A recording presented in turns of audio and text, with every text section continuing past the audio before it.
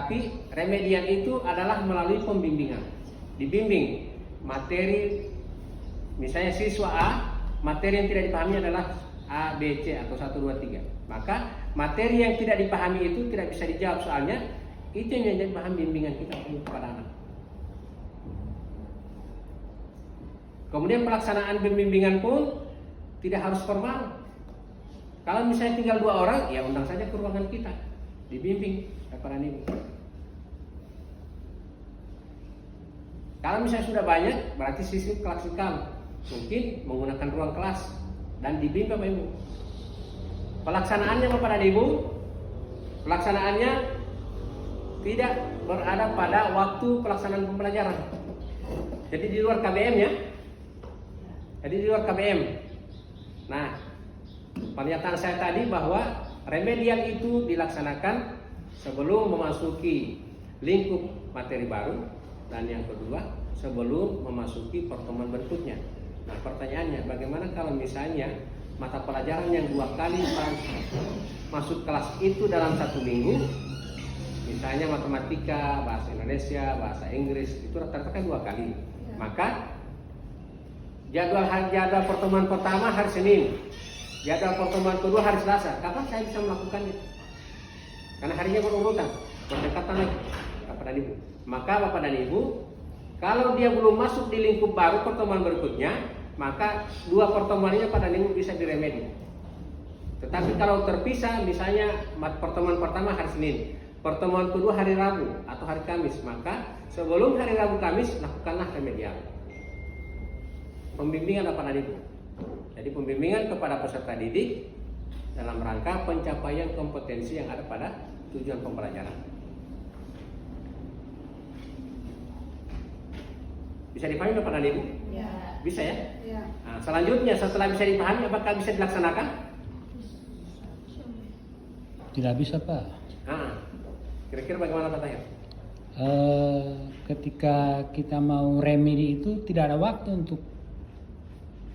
Jadi terpaksa harus menggunakan jam pembelajaran itu. Kalau di luar jam pembelajaran itu tidak bisa Pak. Setelah KBM itu mereka ada ekstra baru. Sekarang kembali ke jadwal, hari Senin sampai jam berapa? Jam 3 Jam 3. Setelah jam 3 kembali. itu. Hari Selasa Sama. sama. Jadi tidak ada ekstra 2 hari itu. Hari Rabu Kalau ada ekstra. hari kegiatannya ekstranya apa? Kesenian. Enggak, setelah KBM. KBM-nya jam 2.20 ya. Iya, jam 3. 2.10. 2.20. 2.10. Iya, 2.10. Ya. Setelah itu, Ekstra. apakah sudah terjadwal ekstranya? Ekstranya bagaimana? Berdasarkan apa ekstra dibuat?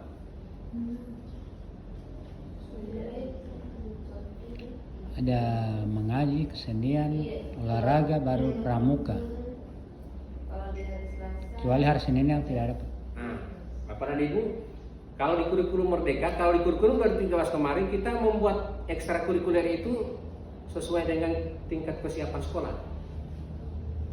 Misalnya sekolah kita punya halaman luas, kita buat lapangan bola kaki, kita buat lapangan volleyball. Akhirnya jangan heran ada sekolah lapangannya bagus, tidak ada peminatnya. Nah, karenanya ekstrakurikuler Bapak dan Ibu dilakukan berdasarkan minat peserta didik. Kalau misalnya peserta didik setelah di asesmen awal terhadap minatnya, banyak yang olahraga jenis tenis meja, Bapak dan Ibu, maka sekolah harus membuat tenis meja. Ketika selesai ada tenis mejanya, meja tenisnya, maka ada penggunanya. Tetapi dapat kita bayangkan kalau misalnya guru-gurunya suka main tenis meja, baru menyarankan ke Pak Sekolah, Pak, kalau Ibu kalau boleh untuk tahun ini ada pengadaan meja tenis untuk anak-anak. Sementara anak-anak tidak ada yang suka tenis meja. Ini kan? Jadi makanya saya tanya tadi ekstrakurikuler dasarnya apa? Kalau dasarnya tentang dari asesmen awal minat peserta didik bisa apa Ibu? Dan itu pada saat di ekstra itu misalnya teridentifikasi ada 20 orang peserta didik yang memilih volleyball, maka kegiatan volleyball itu kapan? Dan siswanya sudah jelas. Kelas 71 ada 3 orang, kelas 72 ada 5 orang, kelas 81 ada 4 orang. Kumpul mereka dan siapa yang membimbingnya. Itu namanya pelayanan berdasarkan kebutuhan peserta didik. Tapi kalau misalnya masih bersifat umum, ya sama halnya dengan kurikulum 2013, tidak berdasarkan kebutuhan peserta didik. Dan jangan heran ada siswa hanya duduk-duduk. Ya, ini Pak. Itu karena tidak sesuai dengan kebutuhan mereka. Tapi kalau sesuai dengan kebutuhan mereka, meja tenis, volleyball, orang yang berminat akan ke sana. Tinggal kita guru yang memetakan. Nah, saya sarankan kepada ibu, artinya namanya saja ekstrakurikuler. Yang intra Bapak dan Ibu, ini kan berhubungan dengan kompetensi peserta didik juga Bapak Ibu. Artinya dua-duanya benar, perlu, tetapi Bapak dan Ibu, kita berorientasi pada pertama kemampuan akademik dulu Bapak dan Ibu. Beda dengan kokurikuler ya. Kalau kokurikuler, misalnya di P5 sekarang Bapak dan Ibu, mungkin akan ada perubahan lagi tentang P5, maka Bapak Ibu dia berorientasi pada sikap. Jadi intrakurikuler berorientasi pada kemampuan kompetensi akademik, kokurikuler berorientasi pada penanaman nilai-nilai sikap Bapak Ibu, profil pelajaran Pancasila. Maka biarlah di P5 atau kegiatan-kegiatan lain Bapak Ibu untuk membimbing, membentuk karakter peserta didik, mengembangkan ataupun menanamkan nilai profil pelajaran Pancasila. Tetapi untuk kompetensi akademik Bapak dan Ibu itu melalui intrakurikuler. Nah, saya berharap kepada Ibu sekolah tetap menyiapkan waktu untuk pelaksanaan remedial kepada Ibu. Tetapi kalau kita tidak punya waktu untuk remedial, kapan kita bisa memperbaiki kemampuan anak, meningkatkan kompetensi peserta didik? Yang sudah jelas-jelas kita sudah identifikasi, sudah jelas-jelas kita sudah tahu bahwa si Abdul itu kekurangannya ini.